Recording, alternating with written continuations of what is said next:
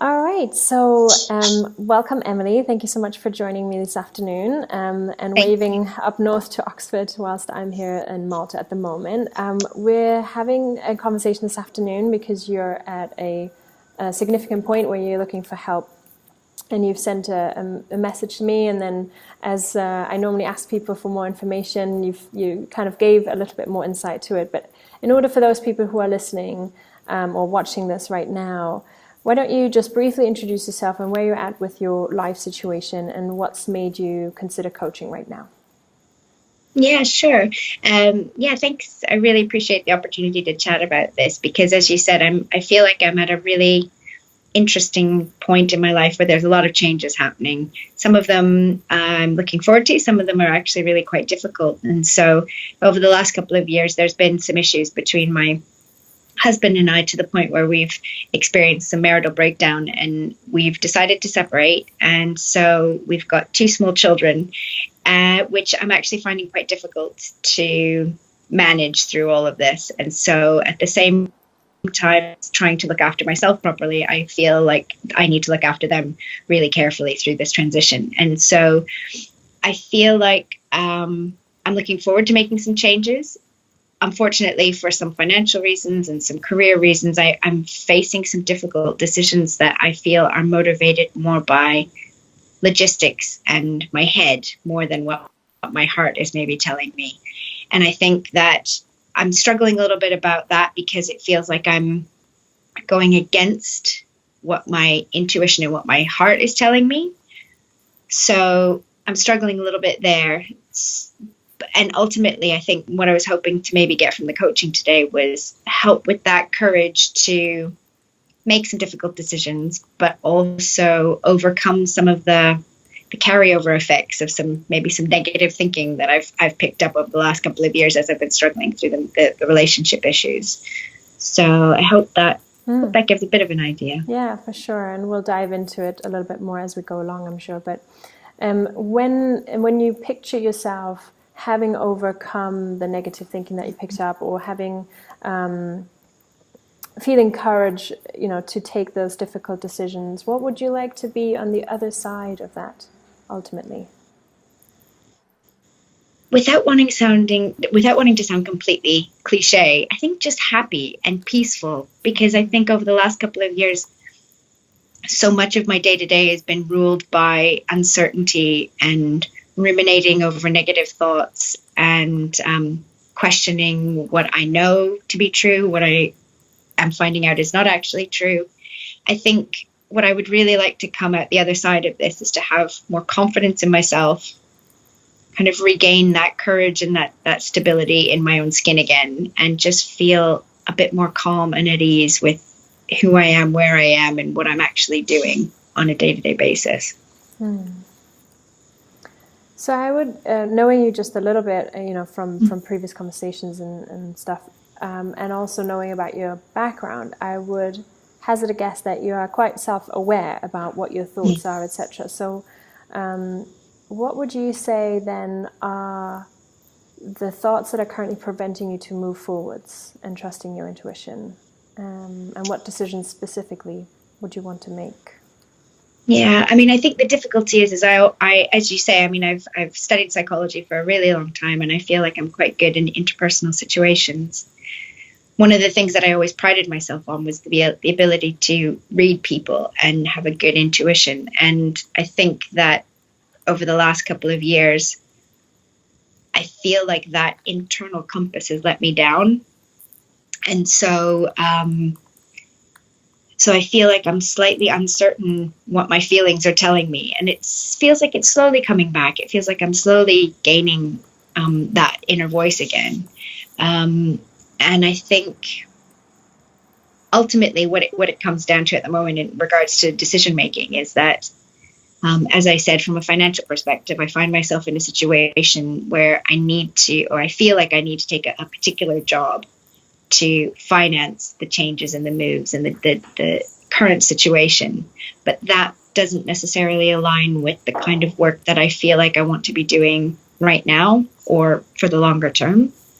So it's that balance between wanting to follow my intuition, follow what my compass is telling me, but having to maybe make some more difficult decisions that are not in line with that. So if that kind of makes sense, it isn't sitting necessarily quite comfortably. Mm-hmm. So I know this, can sometimes be a bit of a cliched question in and of itself, but if the money situation wasn't as it is, or as it feels real to you right now, what would you choose by the voice of your heart and intuition? How would you like the next 12 months to pan out? Yeah. At the moment, I'm doing a lot of work in the field of mums and babies. And I think when I've been sitting down and thinking about what it is that I'd like to do, kind of when I grow up, longer term kind of question, what keeps coming back to me time and time again is being a mum. And when I say being a mum, I don't necessarily just mean being a mum to my 2 boys. I mean, I love that. That's brilliant. And that is one of the best things that I do in my life. But in the work that I've done, but also in speaking with other mums, I actually feel really sad for a lot of the mums I speak to who find being a mum so very, very difficult for a lot of different reasons. And so what I would really love to do, I think, is to figure out a way of helping other mums in a variety of different capacities. So talking to pregnant mums about their expectations about what's coming up, helping them kind of mentally prepare for the changes that are upcoming when they have the baby, helping mums who've just had new babies get to know their babies and help them read what the babies are trying to tell them and learn their baby's language, because each baby is so very different. And then equally with toddlers and things like that, help them get through those terrible twos, and maybe help give some tips and ideas and tricks of things that I've learned over the years that help with family life, and maybe not the marriage side of things, because maybe that's not worked for me so well so far. But, but at least from the child side of things, I think if I could figure out a way of doing some work in that field, and independently as well, that fits around my schedule. So more independently, kind of in a consulting kind of capacity. So ultimately that would be my goal. And I think that's one of the things I've maybe trying to develop more clearly and earmark it for maybe a couple of years down the road. Mm-hmm. Okay. And so in the past, have you sort of looked at ways you could serve these mums and their babies in a way that would financially be feasible for you? I haven't quite figured out what that looks like. And I think that's where some of the self-doubt comes into play. I catch myself sometimes thinking, oh, that's a great idea, but who's going to want to pay me for that? Or, I've heard something about somebody wanting to learn about it, and then it sort of feels slightly uncomfortable wanting to turn that into a money-making transaction. So, yes, I've thought about it, but I haven't quite got my head comfortably wrapped around what that would look like in a real financial kind of plan. That's fair enough. I'm just curious, right? Because sometimes we spend a lot of time how we can do this. And what do you expect then would be different about this particular aspect in 2 years in terms of those kinds of thoughts of who would want to pay you for it, and turning something like mother-baby care into a money-making transaction, like you were saying. What do you think would be different then?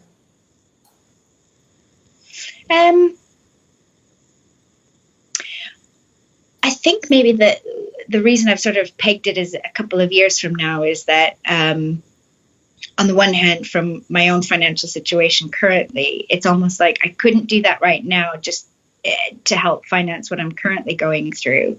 But maybe within the next couple of years, I can actively plan and work towards becoming a little bit more financially comfortable, to then step out off of the sort of traditional working model and look towards becoming my own boss, my own business. And in that time, develop a strategy, develop a bit more of a clear plan, and put a few more things in place. Mm-hmm. It sounds to me a little bit like conflicting commitments, right? Like it seems like there's a bigger commitment to something else, which I assume has to do with the taking care of your children and separating right now. So what would you say, what are you most committed to at the moment? Um, I think that's a really good sort of accurate representation of where I find myself. I think at the moment I'm most committed to making sure that I I think over the last couple of years I've been feeling very much on unsteady ground, and that's sort of what this next new, taking on this new role, which will provide me a bit more financial stability, is all about. It's sort of giving me a bit more of a stable, steady grounding to then be able to move forward. So I would probably say that for that, it's sort of establishing some stability for the boys, some stability for myself, to then hopefully be able to make some more changes moving forward. Mm-hmm.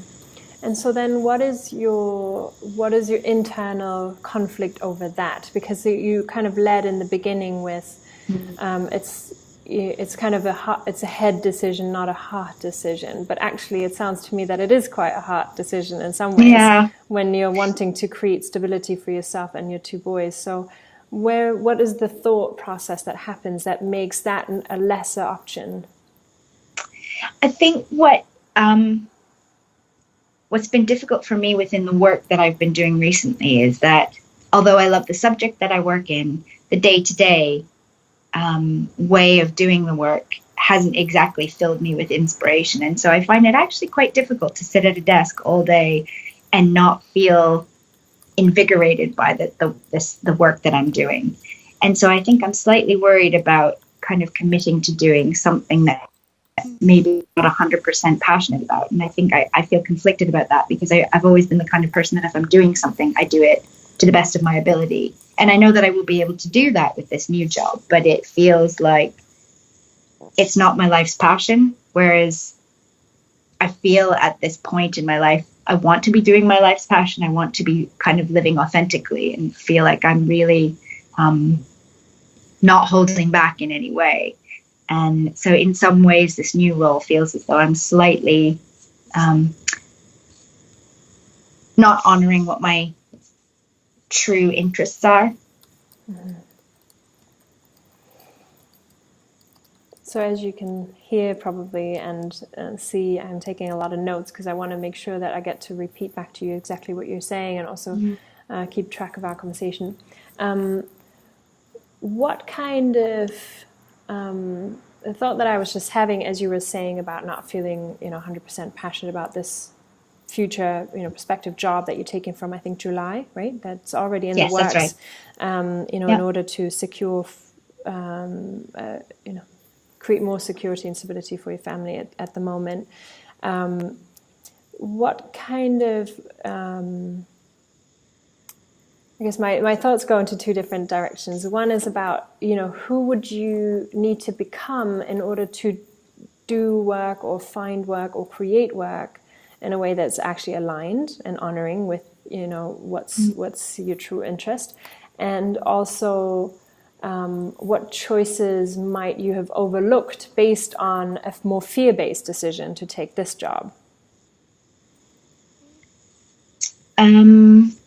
I might need you to repeat those questions, because I think I missed two those. Two big questions in one. Okay, so let's tackle one at a time. So first of all, when you're thinking about wanting to do this kind of mom and baby's work that is actually your true passion, I'm wondering who you would need to become in your headspace, what kind of point you would have to come from in order to spot potential other opportunities that seem more aligned with your interests, that are financially just as rewarding. I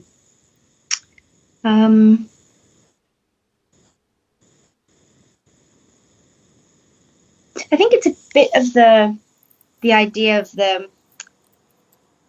how do I explain it? It's almost like taking ownership of my skill set. And I think that's always been a bit tricky. And I speak to some of my friends about this, and we often talk about this idea of the imposter syndrome. Like, we sit there at our desks, we're doing our work, and we work at great universities, and you're surrounded by all these people doing amazing work.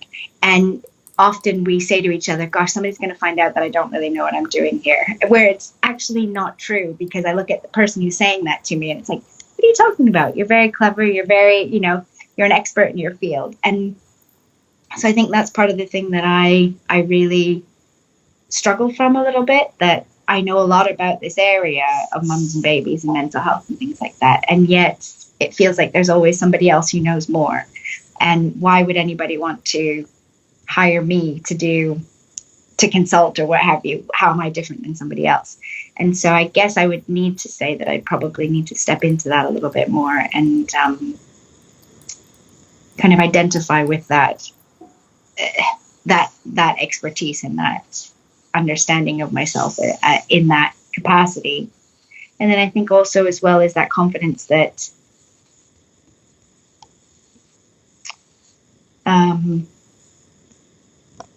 well, I guess in a way I feel like I slip between the cracks in this field a little bit because I'm not medically trained in maternity care. So it's not like I'm a midwife, I'm not a health visitor, I'm not a nurse or a doctor in that capacity. And so it feels like I may be a bit reluctant to talk about some things because of that crossover, that I may not have expertise in that area. So yeah, I guess it's a bit of the two, really. Mm-hmm. And so tell me, I'm assuming that, part of your interest, and this is a blatant assumption, so you'll have to tell me totally if I'm wrong, but I'm assuming that part of your interest in this area comes from your own experience of being a mom.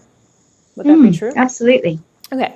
So absolutely, yeah. For the times and the nights and the days that you were struggling, just like I'm sure every mom does to a certain extent, what did you wish you had at the time in terms of support and help? Yeah, no, that's a really good question, actually. And I think at the time when I had my two boys, because they're quite far apart in age, so actually give us some I found context. myself. How old are they both? The eldest is 9 and the youngest is 2. Right. And so, oddly enough, for both of them, I found myself in situations where I didn't really know any other mums who had babies of similar ages. And despite my efforts to try and find groups or go to sessions or these kinds of things, I didn't feel like I connected and made the networks that I had kind of envisioned that I'd be able to develop. And so I had a handful of friends. And I think probably at those times, I wish I'd had more of a supportive network to be able to, talk to about issues or commiserate over difficulties or get some insight and compare notes over certain things. And, oh, my baby's doing this. And what about your baby? And how did you do that? And so that's probably what I would have benefited from. Mm-hmm. And would it have mattered to you whether that person is trained as a nurse or a midwife or not? No, actually, that's an interesting question because I don't think it would have mattered. It would have been the quality of the information and the quality of the connection with that person, regardless of their background or their training.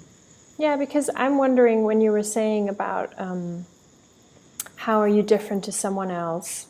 Why should they take, advice from you? I think sometimes it's not about needing to have the best person to support, but just having somebody to support you, right? Yeah. And frankly, even in coaching terms, when people, and you will appreciate this because you have coaching background,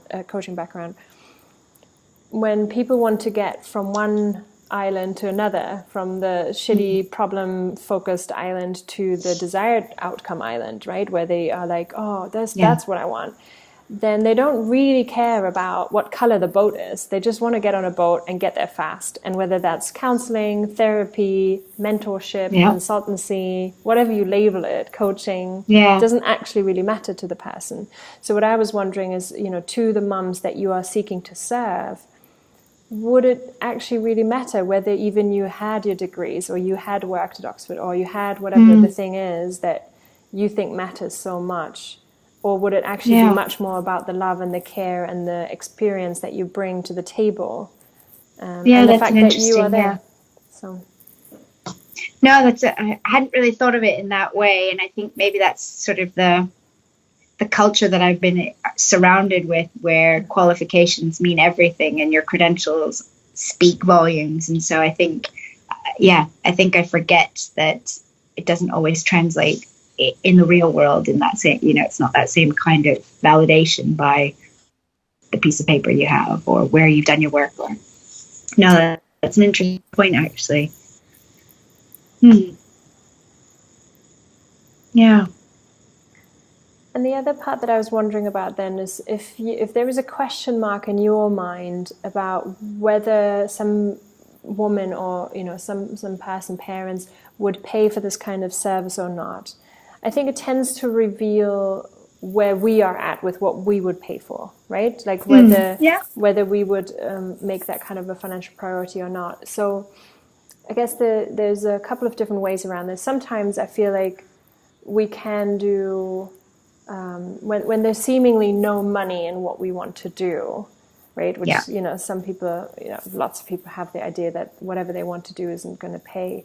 Then sometimes, like I was just speaking to another client who wants to help particular people that really do not have thousands of pounds or dollars or euros, whatever the currency may be, to afford her services. So in her case, she's breaking up her business into two, one where she's, helping very well-paying clients so that she can then do the work of, with the people that she also cares about that need the help but don't have the funds. And there is no other way to fund it, right? Like sometimes your kind of work might be able to be funded through national campaigns or, other initiatives or charities or whatever. So I think there are a million different ways. So that's why I asked earlier if you had actually explored what kind of ways and business models or revenue streams you could create. Because it may be that your help may, for people who are at the lower end of income, or who, especially once they've had a new baby, they feel money is like very precious to them and they don't want to spend hundreds and thousands.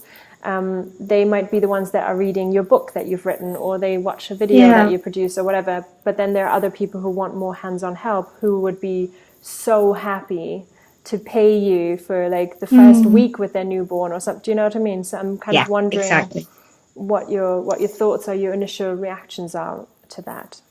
Yeah, and it's funny you mentioned that, because that was something I spoke to somebody about a while ago when the idea was sort of starting to kind of take shape. And you're absolutely right, because I think there is an element of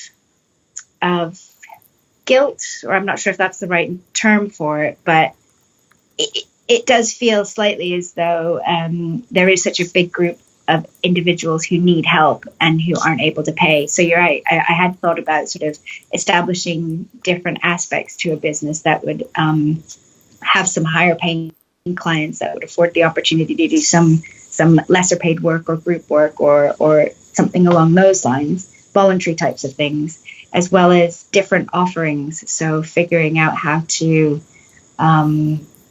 share some content and some knowledge in different capacities that could be made freely available, like you said, video or a worksheet or checklists, or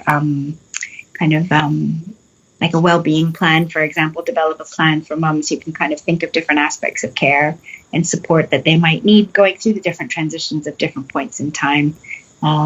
So make it a multidisciplinary kind of thing. Completely. And I think you have many skills that are very much applicable and transferable to this kind of field. So then that brings up for me the question, if you are already thinking creatively about how that could be done, then not pursuing the heart desire brings up the question for me of two things tend to be a problem. Either the clarity of vision isn't there, so you're not entirely, you're not fully seeing how this could work, right? So there might be some work that we could do on the vision and the clarity over that. But on the other hand, what seems to be more often the case than not is a lack of commitment, and that commitment can come from a lack of faith in the thing.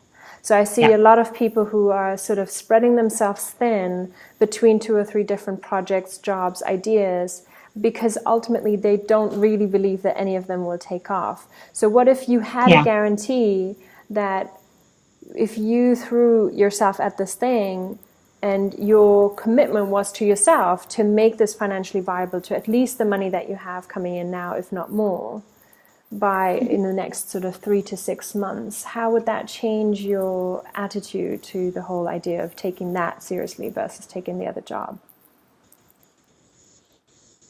Yeah, I mean, I think if that financial risk and that certainty and the uncertainty was taken out of it, I think I'd be more committed to it, because I think that second description probably hits it right on the head. I think having attempted to develop a business previously, which has sort of floundered as I've been experiencing some difficulties over the last couple of years, it feels as though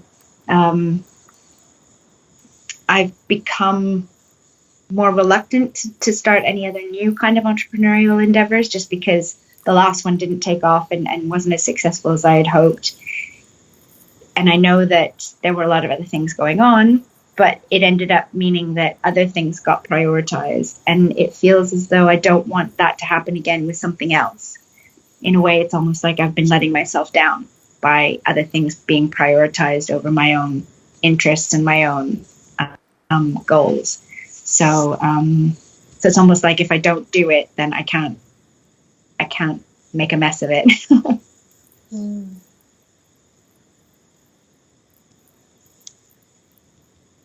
Yeah.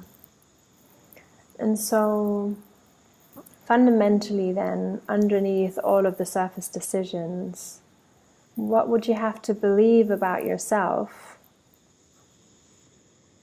in order to create the actual work life that you want? And the financial situation with that. I think it would be that I was capable of doing it, and capable of managing all the different aspects of a successful business and managing all the different components that would necessarily go into making it successful and prioritizing it, and at the same time as being able to keep tabs on all the things that need to be done for family life as well. So it's that confidence in that capability. And what's below that level of the capability? So it, I'm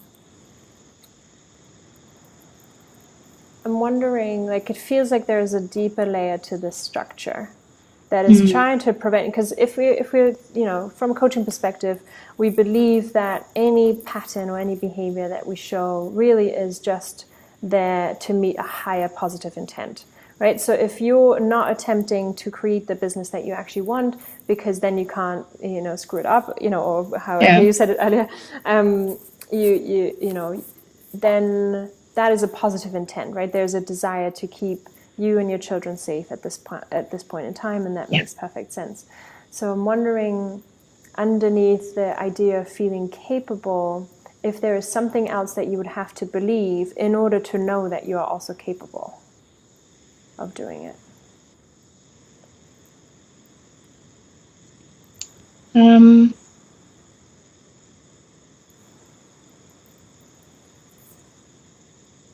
Probably that I'm good enough. It sounds really simple, but I think that's one of the things I've been really struggling with over the last couple of years is, from a really deep down meaningful level, it's that idea that I'm good enough at whatever it is that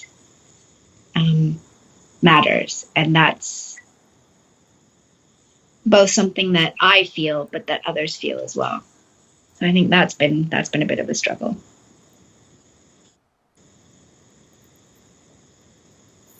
Yeah, but the trouble with that is people will feel it around you when you feel it, right? It's kind of, it's a catch-22.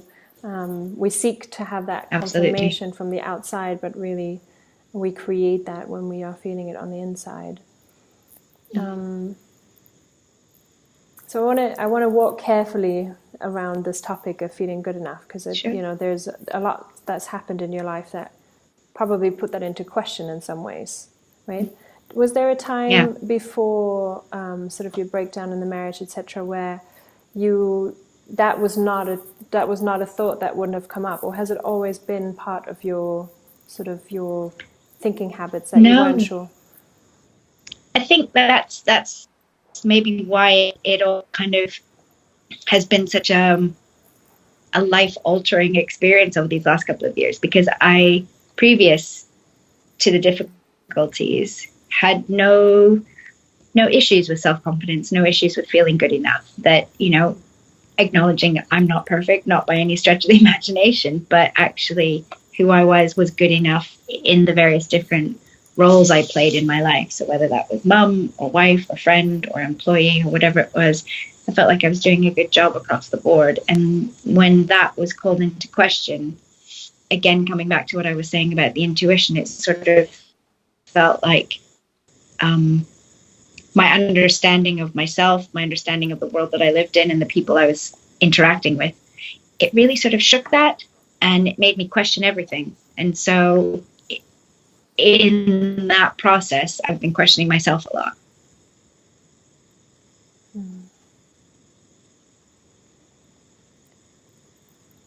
So I want to be respectful around the things that happened in your marriage, and we've both decided that we don't want to sort of talk about this too publicly, and that's, I think, very, very understandable. Yeah.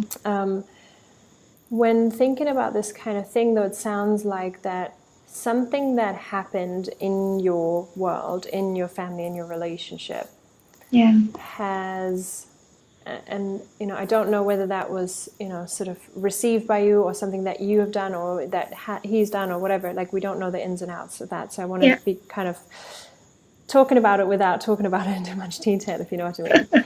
But it sounds to me that at that point you have made a decision, or you have raised this question as to your good enoughness fundamentally. And I was curious if that had come from the outside, that was raised, or if that was something that, as you're saying, like, you had brought to question yourself because you thought you knew somebody and that didn't turn out to be the truth.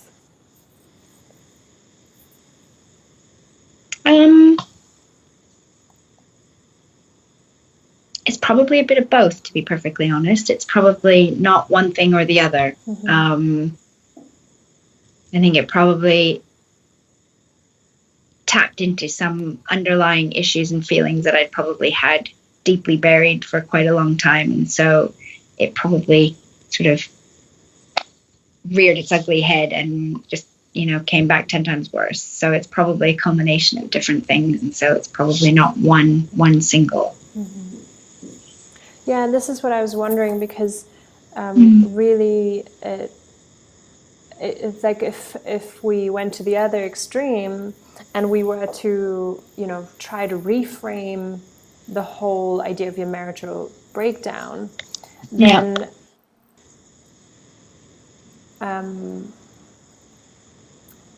let's just deal with it on the basis of trust, right? The trust between you two broke down. And I'm wondering if the story was told factually, and this has happened, and then this happened, and then this happened, without the judgment and the meaning giving that we do, right? We do a lot of labeling, we do a lot of judging of what's good or bad, or, how we feel based on the stories that we're making up. So I'm curious if, what the benefit would be for you to, in some ways, have the situation weaken you, right, to the point of being somewhat of a victim in this situation, as opposed to it being like, this is not what I'm choosing. Like, I am exactly right. I this is not okay for me. What happened is not okay for me, and therefore I am going to choose something else. And it doesn't have to pull into question your ability to doubt, to trust, or to assess people, read people, etc. If anything, you can be like, wow, that says everything about the other person and nothing about you. But that would have to come from a place of like conviction about who you are professionally as well as otherwise. So that's why I'm thinking you're probably right in that it just triggered something. It brought something back up that was maybe already there. And so without necessarily having to go into stuff that's private for you, what would you say,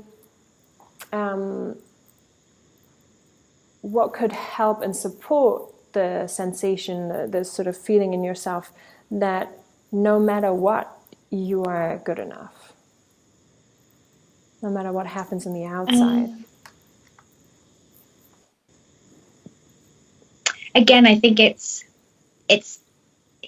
this head and heart struggle. So I think I know in my head, and it's just letting it get from my head, trickling down into my heart and kind of repopulating itself there. So I think it probably is going to be a bit of time and a bit of confidence building by doing some things, maybe baby steps, maybe, just taking a bit more time and doing a few more things that I enjoy doing and that I know quite confidently that I'm good at. So it's sort of the slow build. And also I think part of it is also just because I think from the last conversation that we had, that idea of the victim stance really resonated with me. And so that really helped reframe things a bit and helped me look at things differently to be able to move forward beyond that a little bit more. And so continuing to build on that and put things that have happened in the past, both in terms of relationship issues, but things that have happened with myself a long, long time ago, just kind of acknowledging them, but putting them behind me and not letting it and not carry them with me with each time I try and make a decision and not have those rule where I'm going and what I'm doing and how I'm feeling all the time. Yeah, well, that resonates. I'm actually feeling quite emotional listening to you, because what I'm actually feeling from you is needing self-love and forgiveness. And so a lot of the deeper work that I end up doing with clients isn't actually in the tactical steps around how to work out your business plan and all that kind of although that may be part of the conversation. The biggest breakthroughs happen in the more, I guess you could call it more spiritual realm, but it's really a deep psychological space of loving oneself, feeling good enough, feeling deserving and worthy, and holding the stance of lesser judgment of yourself in the first place, right? And then about other people. And one thing that's really been a big breakthrough for one of my clients recently was, who's seemingly massively successful. I mean, for everybody in his world would say, wow, this is amazing. But there's an element of his emotional home that, needed forgiveness and self-love and serenity and self-care, in so many different ways. Even just by saying no to things or making time for meditation or and you mentioned this at the very beginning. You were saying like you have a hunch that what's needed more is sort of the self-care element and creating, because the disconnect between the head and the heart is a very common one for almost everybody I speak to, but it is overcome by taking the time to connect, right? To connect to the self and not, sort of make decisions with the head.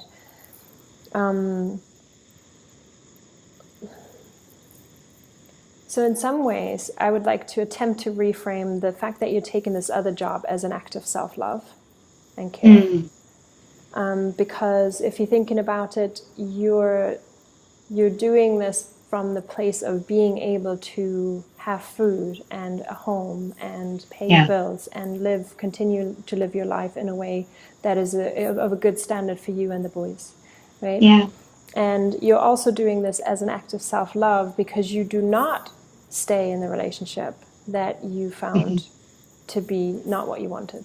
So I'm wondering, if from a place of that, it can become something that can be enriching and exciting. And I know that at certain days you can access that too. I know for sure that you can feel gratitude, and be excited about the new opportunity that comes your way and stuff. Absolutely. And who knows, the help may come in a completely different way that you don't even expect at this point, financially or otherwise.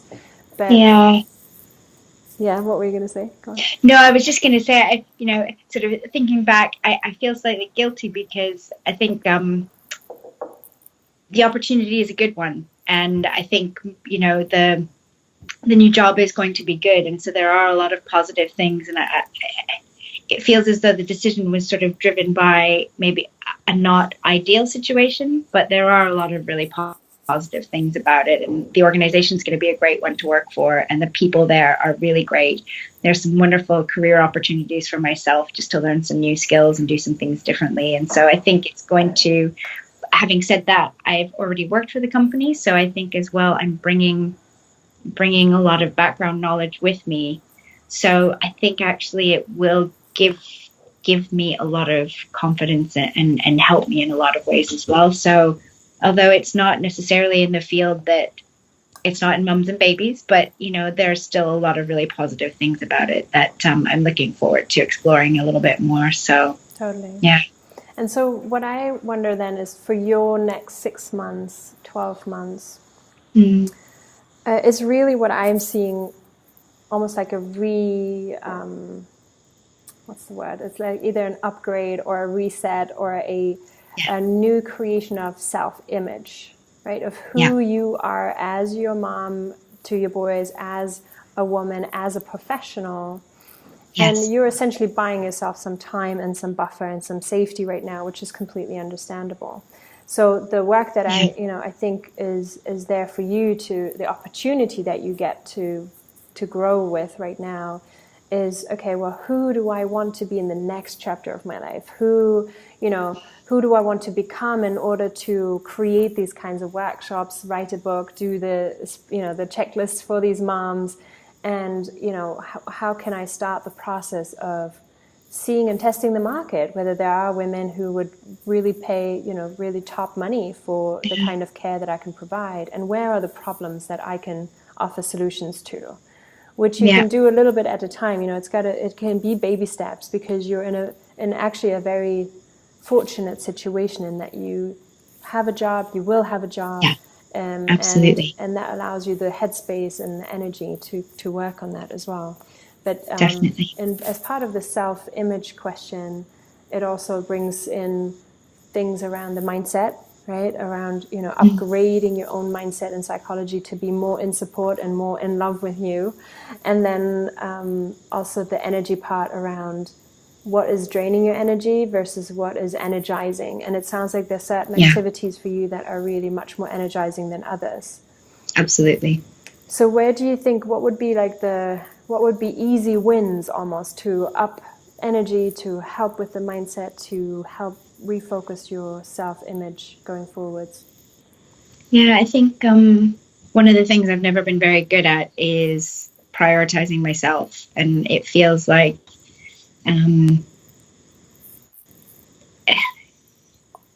the family stuff comes first always. And so I feel guilty taking that time out to go somewhere on my own or do my own thing or, do some yoga or whatever. But I think increasingly I've identified that those are the things that I really need just to recharge my own batteries and feel a little bit more able to cope with the day to day.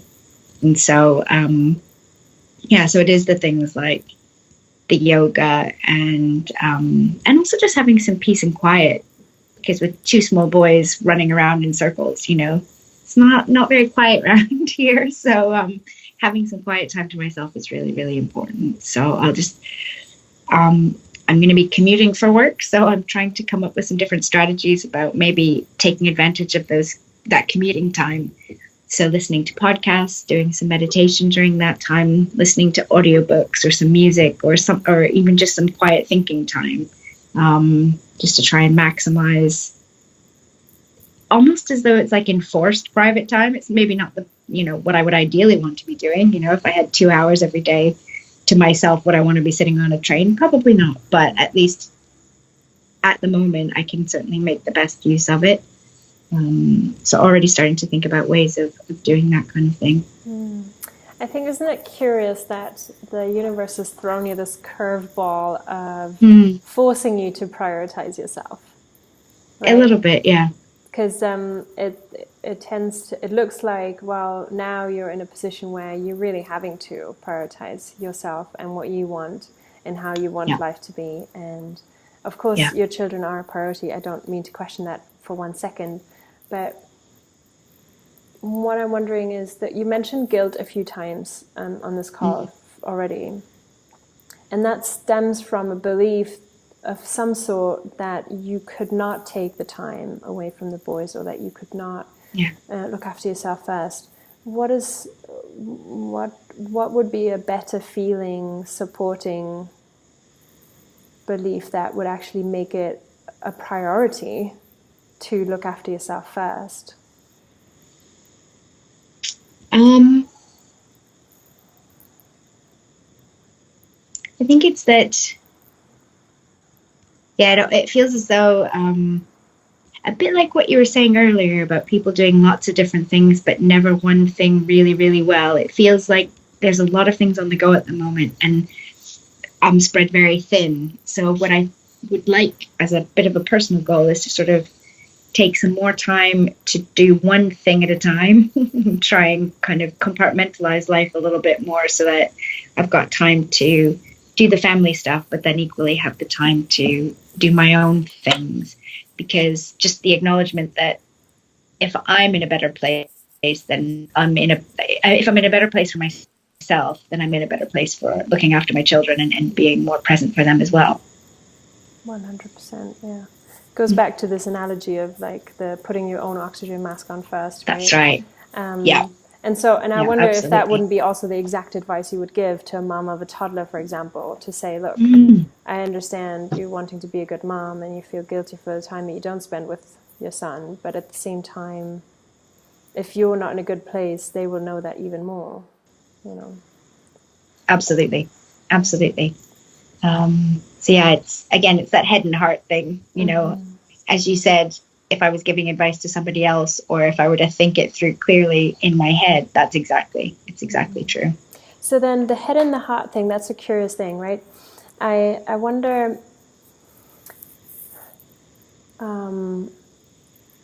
it sounds to me like you have a very high standard and a very high level of integrity around what you think is right and wrong and how to parent, and you have so much insight also academically into that.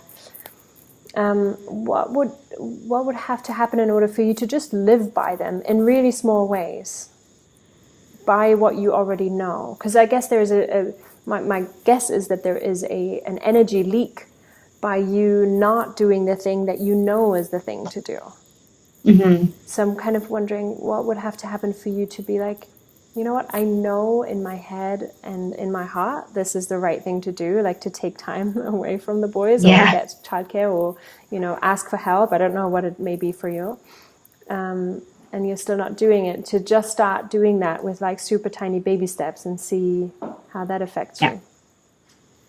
Yeah. No, I think you hit the nail on the head, and it's that feeling of letting go is not very comfortable, because it's almost as though it's that sort of, how do I describe it? That when things in the past have been going a bit horrendously wrong and going completely to shit,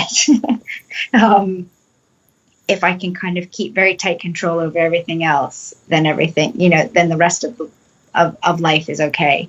So it's about that control, when in some elements of life, almost overly controlling certain elements of life when everything else is absolutely falling apart.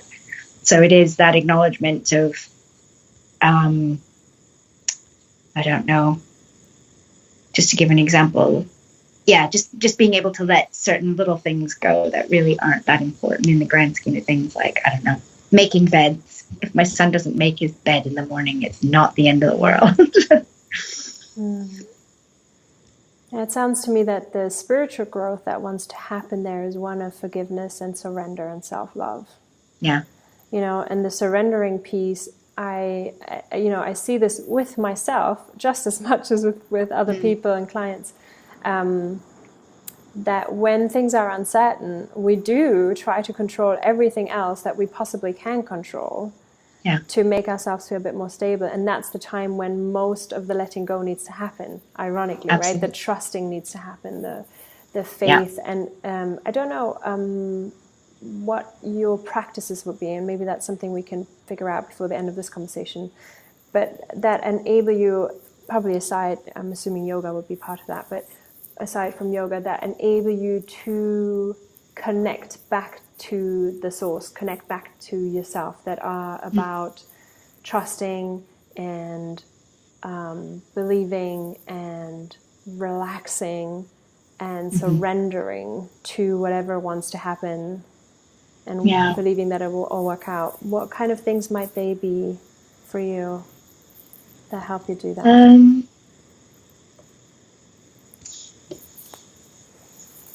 I want to say meditation, but meditation and I have not been in agreement lately.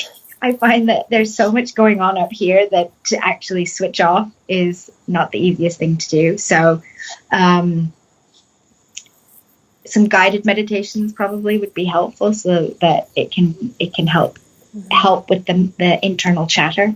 Walking is another one I think that I really need to do more of, that I don't do nearly enough, because walking in nature for me makes all the difference in the world, and it's carving out that time when there's all these other things that are going on and so many other things that need doing, to actually just take that hour or what have you on a regular basis and go out in nature and just go for a nice long walk. And so I think that's probably a really big key one that could really make a big difference.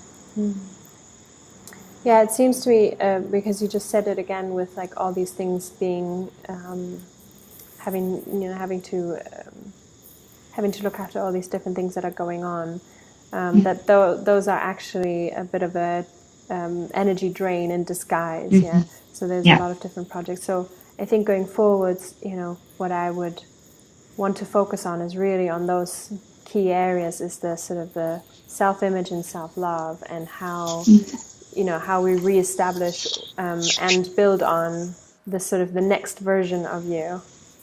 And then the other parts being around the energy activities that energize versus the ones that drain, and really start to say no to things that are draining.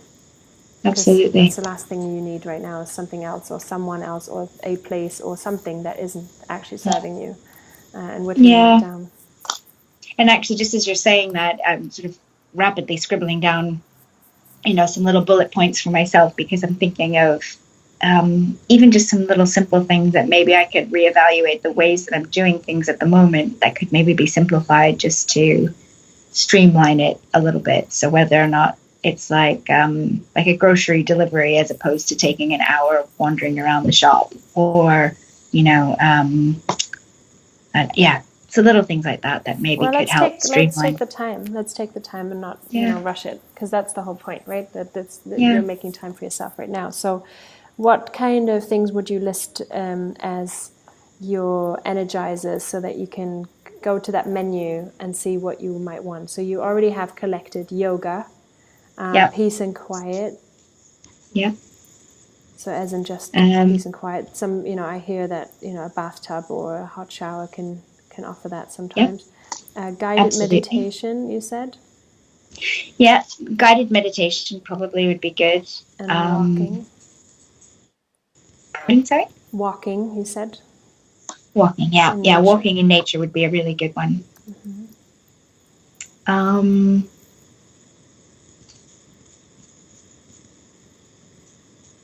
Photography really helps, oddly enough, because what I really like taking photographs of are the little things. So kind of very close-up photographs, or small little snippets of things.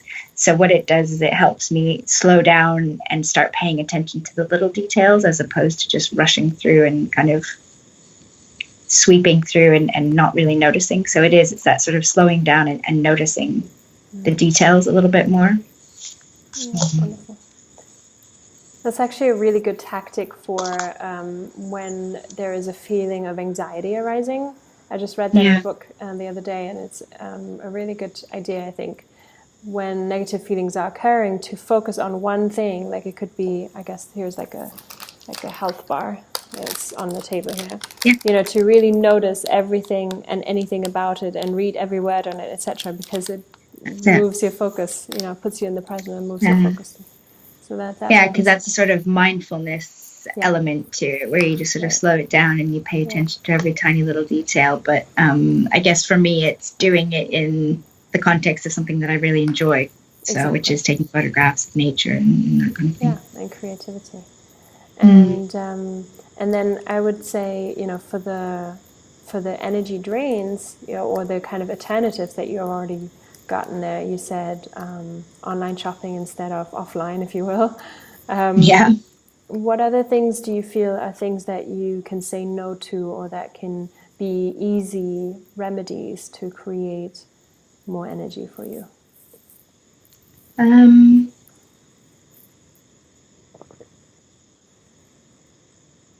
I think some of the maybe accepting help more is probably one of the things. So, for example, accepting offers from some of the other mums at school to drive the little ones home from school would be a great help. Potentially even look at the possibility of getting a cleaner to come and give a hand with some of the routine big cleaning types of stuff, because that I think is a big one, because with the limited time, when it sort of pulls time away from the boys, as well as being quite a time constraint of doing the cleaning. So that might be one thing.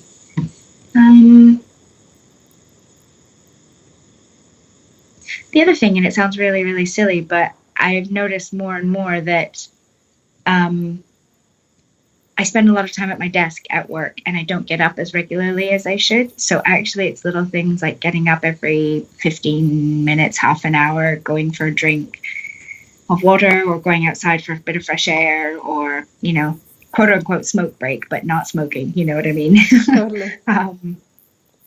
But those kinds of things, I actually find that by the end of the day, I feel really tired, but I've just been sitting. So it's that sort of physical sluggishness that I could probably do a better job of working around some strategies to develop a bit more energy.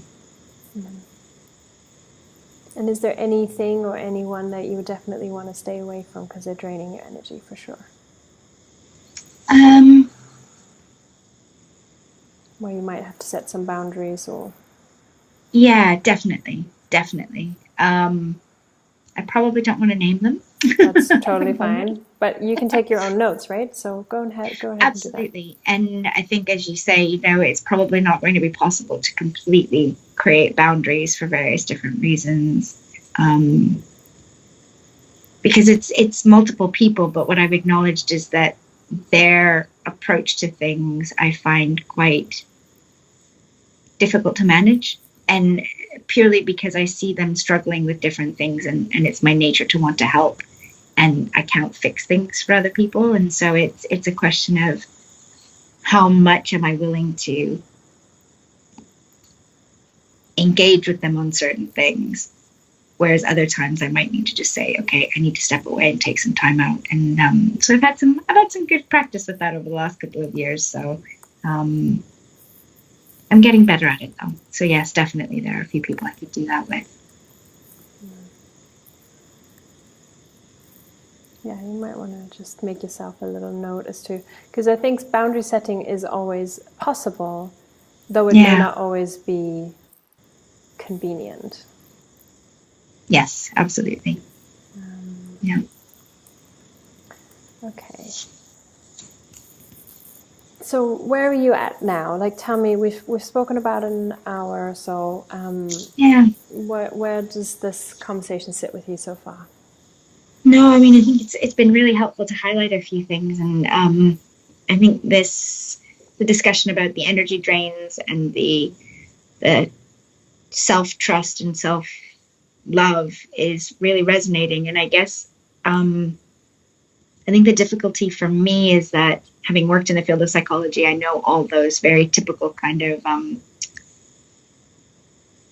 the strategies that are often discussed, and I think I have a tendency to sometimes dismiss them a little bit. So I don't know if you maybe have some strategies of some work that you've done with other people that have worked particularly well on that, or some things that I could maybe work on a little bit around that area of self-confidence and self-trust and self-love, that even just little things that I could slowly start building on. Yeah, I would definitely think we would want to invest another conversation into understanding what the resistance or the dismissal is about. Yeah. Because that may come from a deeper place, or it may just be practical. And on the other hand, I think for you, it's, it sounds to me like you have the knowledge, and it's a question of what what kind of small baby steps can you take towards being more in alignment with what you already know to be the truth. So it's almost like, I think the one of the energy drains that you're experiencing is in the fact that you kind of know about these things and yet you're not doing them, right? It's a bit like a smoker who smokes, who knows smoking is bad for you and doesn't quit smoking, and it kind of keeps you in that negative loop, right? So there's a disconnect or conflict between the values that you have and the integrity that you have and your actions. And so I would try to find ways with you going forwards where you can actually align more with what you know and believe to be true. That is easy, right? So in some ways, that may start with, challenging you to ask the mums at the school for help this next week. Not even just to accept the help, but ask for them to help, right?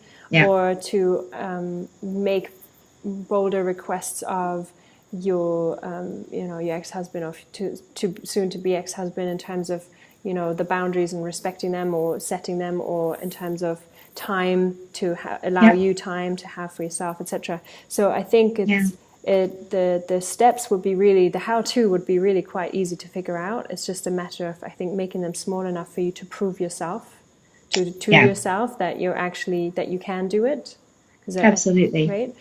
And then the other part that I do often with clients is, I can do so much, and I want to help you integrate what you know intellectually. Of course, that's the point of mastering something, is you can integrate it into your life. You can call it, as and when you need it.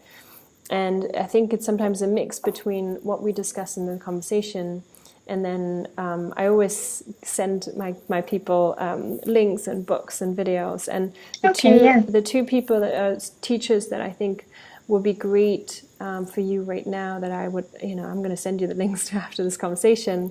One of them is a lady called Marissa Peer, who is actually a very well-known hypnotherapist, in the UK.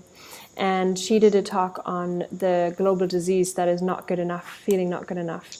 And it's a fabulous talk. I would highly recommend it to anybody watching this, and I can sort of link it underneath. But that's something that I think would be a great other leverage, to hear it in another way, other than what we've talked about today.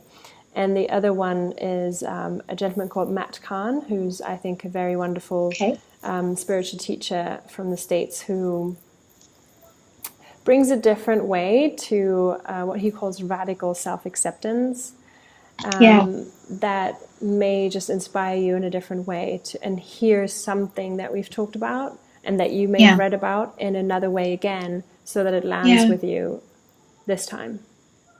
Yeah. Sometimes it's really about that. And then what I would suggest for next time is, when we come back together, we talk about those two videos. We see how you can implement that in your own life in small ways. But for today, I would certainly ask, and challenge you to come up with what are 2 or 3 things from the list of the things that you've written down, just to start taking those baby steps to prove to yourself that actually it can be done. And it does mean prioritizing yourself. And I want you to start seeing that actually prioritizing yourself is a good thing. Yeah. Yeah. It feels very strange, because I've tried doing that over the last little while, and I will continue to try doing it. But it's a very strange feeling. Right. And maybe that's part of it, right? Getting used to this new feeling of like, wow, I'm making myself the first priority. That is so weird. And just, it may be that it's easier for you to just see it as an experiment almost. Right. Well, what I've done so far gave me this result. I want to have a different result, so I'm going to try a different approach. Right. Exactly. So if you look at it from an academic, scientific perspective, you could just be like, well, this is going to be an experiment, and let's just see what happens. And treating it as such, and seeing, well, this kind of worked this way, this worked that way. Therefore, there's no failure, right? Because in science, there's no failure. There's just results. And then we can adjust that from there. So what might be a couple of things that you can do this next week?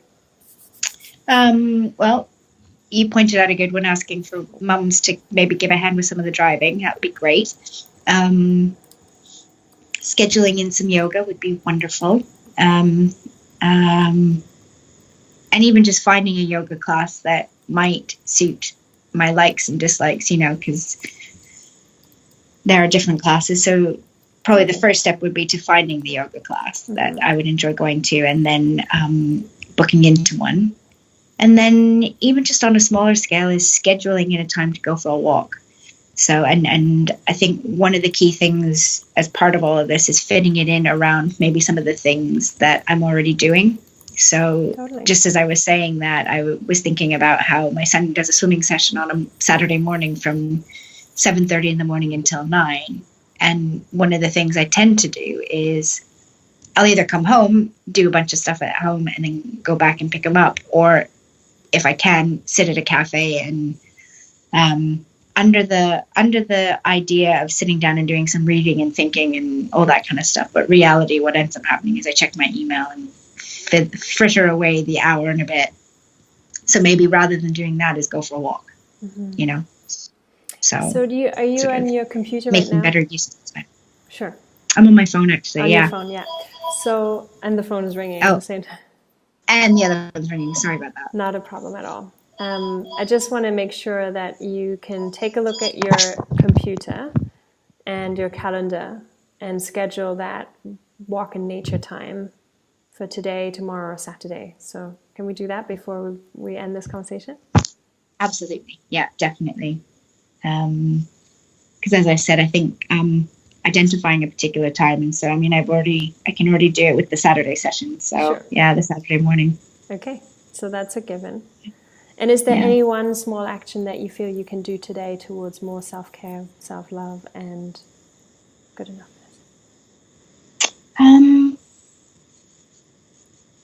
That one's a trickier one because it feels like I'm not as clear on what to do on that side of things.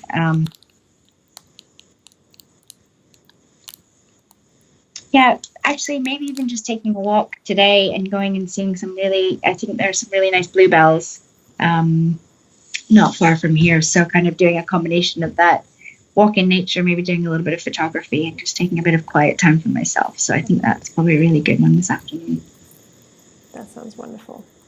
Yeah. And if and when, the time is right, then watching one of those 2 videos that I send you might also be a great one for today. I think that's a good idea. Yeah, I've written the names down, but I look forward to I'll send you the links for sure.